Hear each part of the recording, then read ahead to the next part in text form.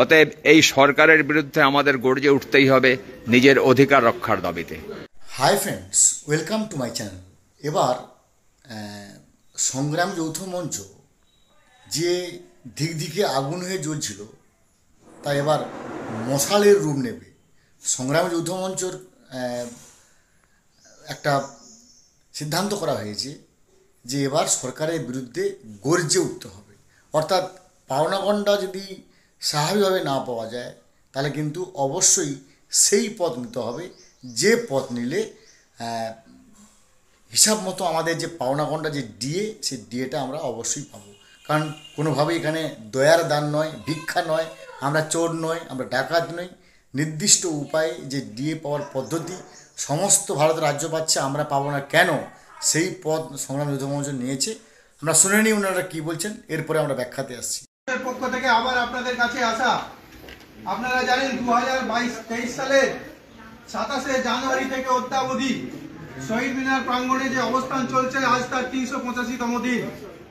প্রথম দিকে কর্মবিরতি ধর্মঘট এবং 42 দিন অনশন চালানোর পর যখন কর্মচারী সক্রিয়ভাবে অংশগ্রহণ করতে শুরু করেছে, সরকারের টনক আস্তে আস্তে নড়তে শুরু করেছে, তখন সরকারি অফিসগুলিতে সংগ্রামী যৌথ মঞ্চের নামে যে বিরূপ প্রতিক্রিয়া শুরু হলো, তাতে কিন্তু কর্মচারী আন্দোলন স্তীমিত হয়েছিল। কিন্তু সংগ্রামী যৌথ মঞ্চ তার পক্ষ থেকে একটুকু চ্যুতি ঘটায়নি।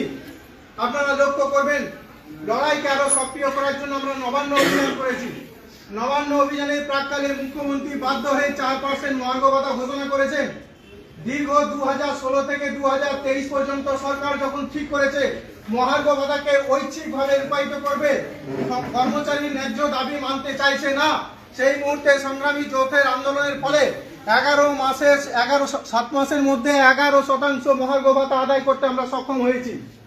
কিন্তু এই মুহূর্তে আপনারা লক্ষ্য করবেন, যখন লোকসভা ভোট আসন্ন অবস্থায়, সরকার যখন দুর্বল অবস্থায় থাকে, কর্মচারী সেই সরকারকে সক্রিয়ভাবে যদি আন্দোলনের জায়গায় নিয়ে যেতে না পারে, তার দাবিগুলো কিন্তু কোনোদিনই আদায় হবে না। তাই সংগ্রামী যৌথ মঞ্চ ঠিক করেছে আগামী 1 মাস পুরোপুরি আমরা কর্মবিরতি, ধর্মঘট এবং অনশন প্রক্রিয়া যেমন চলছে সেই চলে যেতে থাকবে। আগামী 22শে ফেব্রুয়ারি আপনাদের কাছে আমরা এসেছি কর্মবিরতির মাধ্যমে সক্রিয়ভাবে সরকারকে বার্তা দিন যে আমাদের দাবি সম্পূর্ণভাবে যদি মেনে নিতে বাধ্য না হয়, আমরা দুদিনের যে ধর্মঘট ডেকেছি 6 এবং 7 মার্চ, তা কিন্তু লাগাতার হয়ে যাবে।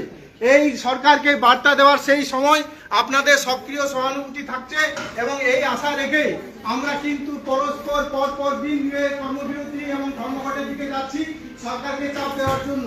মনে রাখবেন, সরকারি সংগঠন যেগুলো রয়েছে, সরকারের সংগঠন এবং বিরোধী সংগঠন, দীর্ঘ 11 বছর ধরে তারা কোন রকম আন্দোলন গড়ে তুলতে পারেনি। সংগ্রামী যৌথ মঞ্চ যে আন্দোলনের রাস্তায় যাচ্ছে, সেখানে যদি আপনারা সক্রিয় ভূমিকা অংশগ্রহণ না করতে পারেন, এই আন্দোলন কিন্তু দীর্ঘদিন ধরে টেনে নিয়ে যাওয়া সম্ভব নয়। তো আপনারা মনে রাখবেন, এই আন্দোলন যদি কোনো রকম ভাবে যদি উঠে যায়, তাহলে কিন্তু পরবর্তী দিনে নতুন যে কর্মচারী আছেন তাদের ভবিষ্যৎ কিভাবে রূপায়িত হবে তা কিন্তু আপনাদের আন্দোলনের মাধ্যমে পরিষ্কার হয়ে যাবে।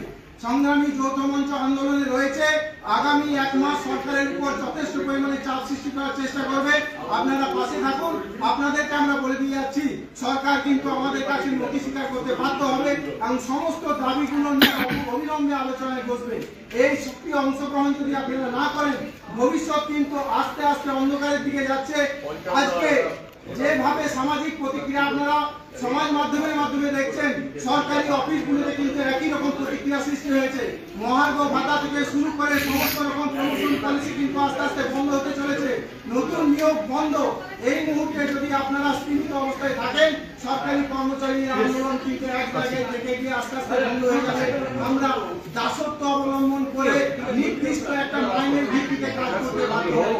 এই সমস্ত কথা মনে রেখে আপনাদের কাছে পুনরায় আহ্বান করছি, আগামী যে কর্মসূচিগুলো আছে সংগ্রামী যৌথ মঞ্চের ব্যানারে এসে অংশগ্রহণ করুন এবং সরকারকে বাধ্য করুন আমাদের দাবি মেনে নিতে।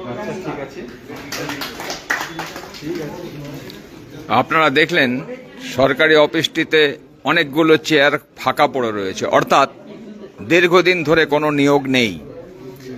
এই সরকার একজনকে দিয়ে 4 জন 5 জনের কাজ করিয়ে নিচ্ছে, ডিএ দিচ্ছে না। অতএব এই সরকারের বিরুদ্ধে আমাদের গর্জে উঠতেই হবে নিজের অধিকার রক্ষার দাবিতে। সংগ্রামী যৌথ মঞ্চ জিন্দাবাদ।